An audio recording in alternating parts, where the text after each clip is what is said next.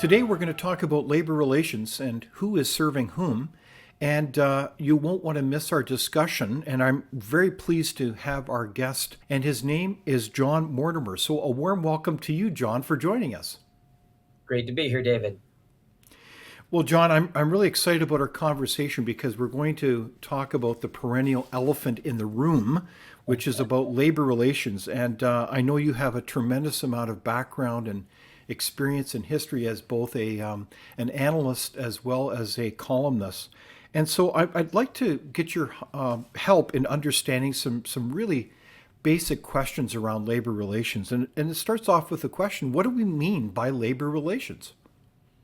Well, we mean what happens when employees are unionized and what goes on between the union and the employer.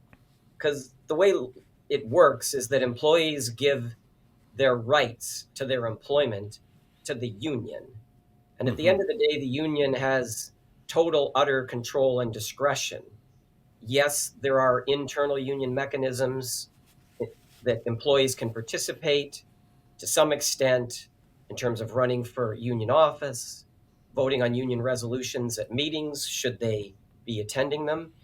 And when it comes to strikes, one of the topics you raised earlier, it pretty much is always required in all the 11 jurisdictions across Canada that there be a strike vote. But just to go to practical examples, unions will hold a strike vote and say we got to send the employer a message. We need everybody to vote in favor so they get over 90%. But then they'll say to the employees in that meeting, but don't worry, before we take you out on strike, we'll come back and we'll hold another information meeting.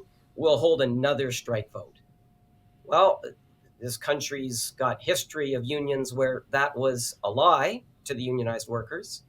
The union didn't intend to hold a second strike vote, didn't hold another strike vote, and took them out on strike anyway.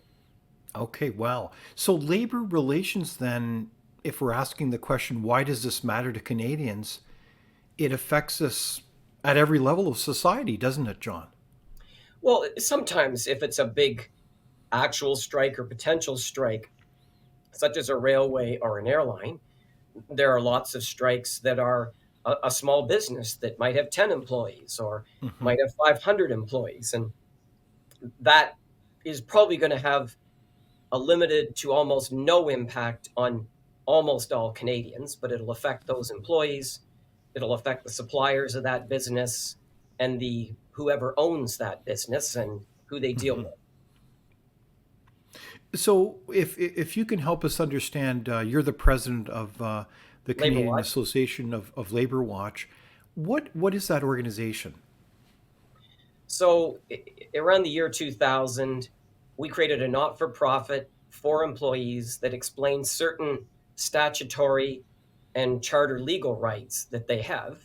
If we start at the charter level, the Supreme Court has said that an employee's got a right of non association to not be a member of a union. Unfortunately, our Supreme Court has used the Section 1 proportionality or justification clause test, and they have said it's a justifiable violation of their 2D right of non association. And so they've generally stripped that away from them when you come down and look at the actual legislated impact on them that compels them to be a member in order to keep their job or to get a job. So, in this country, then, the right not to belong to a union, is that a free and clear right, or is it always No, not it's exactly the right. case? Yeah, many of our labor codes allow collective agreements between unions and employers that say to an employee, thou shalt take thy pen from thy pocket and sign this union card and remain a good little union boy and girl. Otherwise, you're fired. Now, in some labor codes, there's some restrictions on unions and employers terminating a worker who loses their membership. But in some labor legislation across Canada, there is essentially no protection. And there are employees who have been terminated for losing their union membership or have had job offers revoked because the union said, we're not going to grant them membership as a new hire employee. So if we go back to this level, Labor Watch then went from that charter level down to the statutes, which says that an employee has a right essentially to join a union of their choice or not join a union of their choice. Hmm. And we said, we're going to put the information online, the labor board forms, the labor board processes for every jurisdiction. How do I cancel my union card in a union drive because I've Hmm. changed my mind? Hey, I'm unionized. I don't want to be unionized anymore. How do I remove the union, which is a legal right under every single labor code across the country? But it's not an even playing field. I'll give you a practical example. We have multiple jurisdictions that say that union leaders can collect cards and unionize workers without a secret ballot vote. Now, this would be legislation passed by politicians who are what? Elected by a secret ballot vote, not by people who run around a province or run around the country and go to your door and collect cards and turn them in and say, hey, we collected the most cards. We're the government. No, democracy doesn't work that way. That's not fair. That's biased.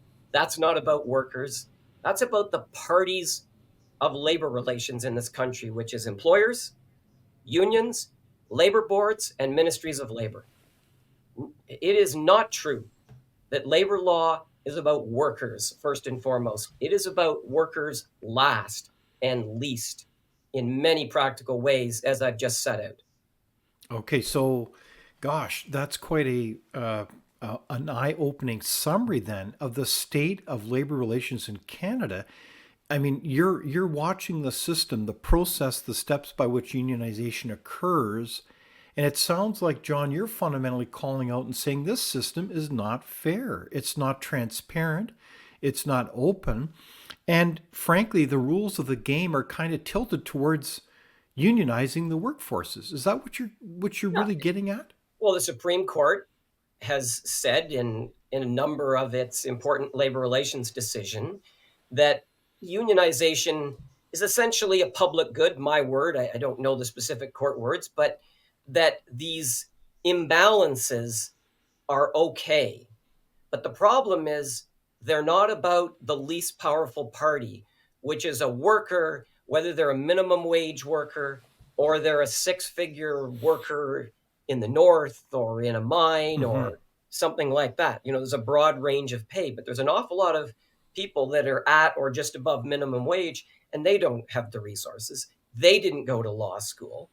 Hmm. And so, one of the most interesting things is that we're the last country in the world with independent unions and free collective bargaining that still allows unions and employers to sign collective agreements saying you have to become a member as a condition of employment. And number two, really important, we're the only country left that allows union dues in order to keep your job that can be used for politics, social causes, not only in Canada, but unions can send those union dues anywhere in the world for essentially anything they want. Wow. Okay, It's so just not, back up for a sec. So you're yeah, saying that Canada is actually an outlier in the world internationally, where as a condition of employment in different cases, you have to be a member.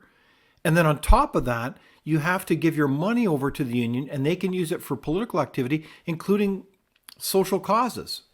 Is that it? send it to other countries, send it to a charity, give it to a political cause, use it for classic American style attack advertising has happened in multiple provinces across this country, usually against what people would consider a conservative or right of center Wow. political party.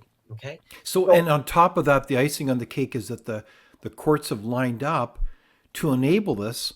And on top of that, our elected officials are okay with this, generally speaking. Is that right?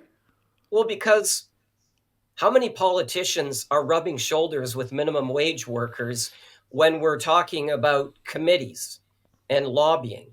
No, at the end of the day, it's employer lobbyists and union lobbyists at social functions. And I don't Hmm. care that there's a level of disclosure about lobbying. There is nobody spending hundreds of thousands of dollars or millions of dollars across this country over the many years influencing politicians on behalf of rank and file working Canadians. Okay. But John, isn't surely that a good thing? I mean, if I were to play the other side, aren't unions for the working people? And so maybe if we have more unions, that's good for working people and better for Canadians then, isn't it?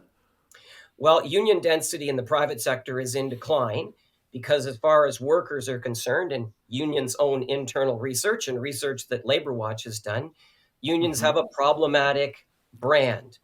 A lot of people think of a union as a 4-letter word with 5 letters. Most union free Canadians do not like unions, do not want to be unionized in their own jobs. They Mm-hmm. might, they'll say unions have a place in society, although, most Canadians, or close to half, would say unions used to have a role, but they're not needed anymore. But Mm. the test for a union to fairly represent an employee is incredibly low. Now, Okay, so the but hold on employee, for a sec. I thought unions were good for working people. What you're saying is the way unions are formed and allowed to run by the law, by the politicians, is not fair. Is that well, the bottom it's line? not only not fair, but it doesn't challenge unions to be better because of what they can get away with. They can not take a grievance forward. That's their unfettered choice. They can settle a grievance at any point they want. And all they have to be able to prove against a typically unrepresented employee using their union dues to have the union lawyer or union staffer contest them is prove that their conduct wasn't discriminatory or wasn't arbitrary. Okay. And that test for a union is incredibly low. The typical call of an employee to a labor board results in get a lawyer. We can't help you. I've tested that. I've posed as an employee and called multiple labor boards across the country to speak to something. I have never received any help. I've received misinformation, and then I've gone and shared those stories with the labor board chair, just demonstrating that you're not even handed even in how you answer their questions. Without open discussion and debate, you're not thinking, nor are you free. Comment below. We'd love for you to join the conversation.